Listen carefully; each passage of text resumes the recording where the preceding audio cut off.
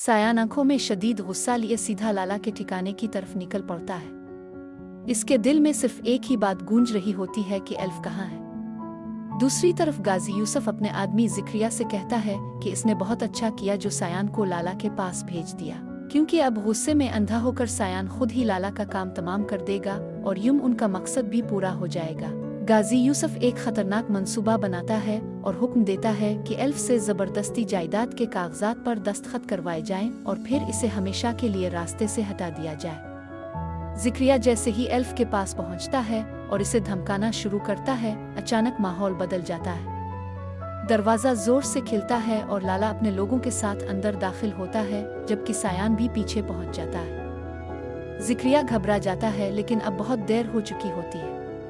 लाला गुस्से से इसके करीब आता है और इसे सख्ती से झंझोड़ देता है। वो चीख कर कहता है कि मरियम इसके लिए बहन जैसी थी और वो इसकी बेटी को नुकसान पहुंचाने की हिम्मत कैसे कर सकता है। लाला को पहले ही सब कुछ मालूम हो चुका होता है और वो मजीद कोई मौका दिए बगैर जिक्रिया को खत्म कर देता है और एल्फ को बचा लेता है। इसी लम्हे सायान अंदर आता है और ये सब देखकर हैरान रह जाता है। एल्फ रोते हुए इसके पास आती है और इसे सच बताती है कि इस सब के पीछे लाला नहीं बल्कि इसका अपना बाप गाजी यूसुफ है। ये सुनकर सायान की दुनिया हल जाती है और वो अंदर से टूट जाता है। लाला आगे बढ़ता है और सायान को एक फाइल थमा देता है जिसमें गाजी यूसुफ के तमाम जराइम और धोखे के सबूत होते हैं। वो सायान से कहता है कि अगर वो वाकई एल्फ से मोहब्बत करता है तो इसे सच का साथ देना होगा और इस जुल्म के निज़ाम को ख़त्म करना होगा। सायान हिम्मत जमा करता है और सीधा पुलिस के पास पहुंच जाता है।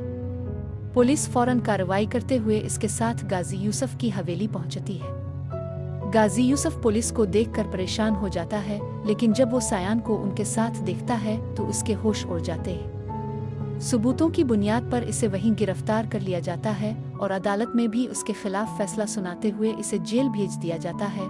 वक्त गुजरता है और सच की जीत होती है। सायान एल्फ को इज्जत के साथ अपने घर ले आता है। लाला एक सरप्रस्त की तरह आगे बढ़ता है और दोनों का निकाह करवा देता है। मोहब्बत और सच्चाई की जीत के साथ दोनों एक नई जिंदगी का आगाज करते हैं, जबकि सायान तमाम जायदाद एल्फ के नाम कर देता है।